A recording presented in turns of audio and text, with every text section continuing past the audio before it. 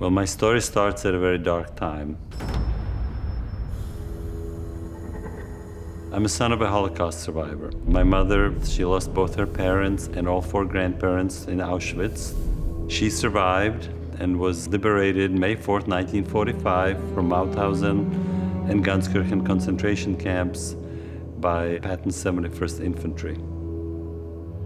Well, I wouldn't be here without the American GIs because of their bravery and compassion. They actually took care of her. She was very sick. She weighed 68 pounds at the time she was liberated and had typhus. And they kept checking up on her and made sure that she was well taken care of in the field hospital.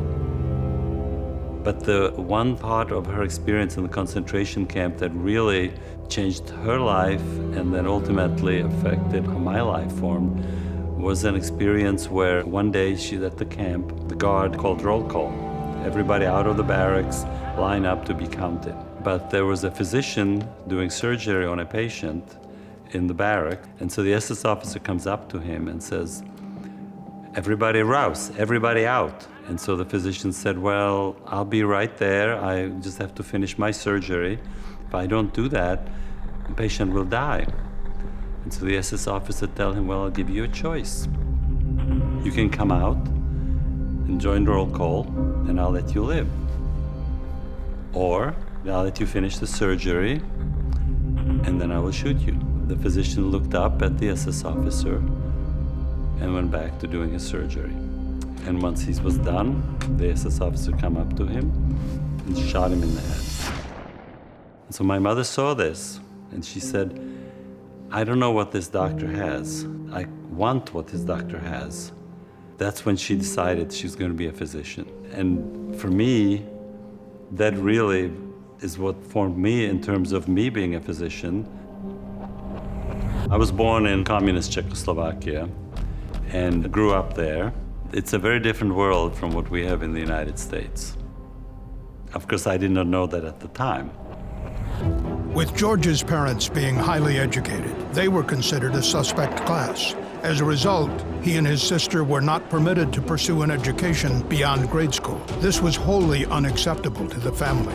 The government would not issue permits allowing all members to leave together, but an opportunity arose when George's father received a 1-year visiting professorship in the United States. The family planned their escape. George was told to grab a few belongings, and they started their journey. At one point, they feared they were caught, but were able to continue. We ultimately escaped from Czechoslovakia. My parents, they didn't really do it for themselves, they did it for us, so that we would have some future different from the oppressive world that we were living in. Their journey took them through many countries, eventually settling in Sweden, where they stayed until 1970, when they were allowed entry to the United States and their family could be reunited. So I arrived in the United States on a boat. And the first thing was seeing the Statue of Liberty, which to me was an icon of that freedom and all the possibilities that the United States has. I was 14 at the time, but even then, I could sense that this was the place for me. I lived 4 of us in a 4-story walk-up studio apartment, basically with a suitcase.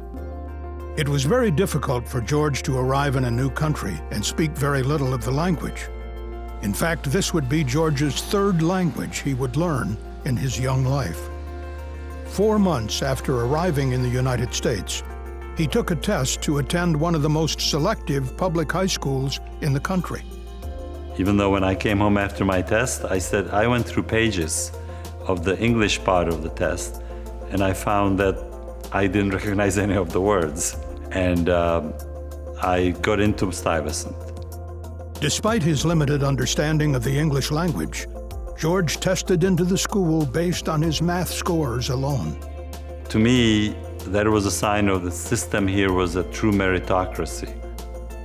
Both my parents ended up having a very successful career as physicians. My sister did as well.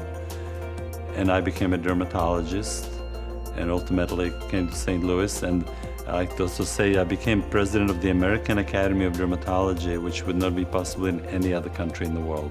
If we had settled in France or England, I could have become a dermatologist, but not the top of my profession.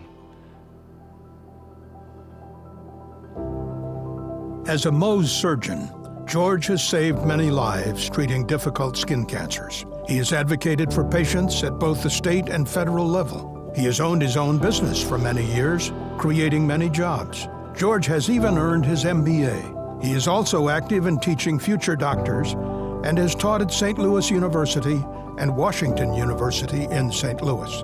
George Hruza is living the American dream. I'm running for the Senate because of family, because to me, the kids are our future. And I feel that future is under threat. I've had a career. I'm fine where I'm at. It's really the same thing that my parents did. They brought us to the United States not because they thought that they needed to change their life. They were okay where they were at, but they did it because they saw a brighter future for us. So for me, that was the same thing. This is the country where you can really achieve anything you set your mind to.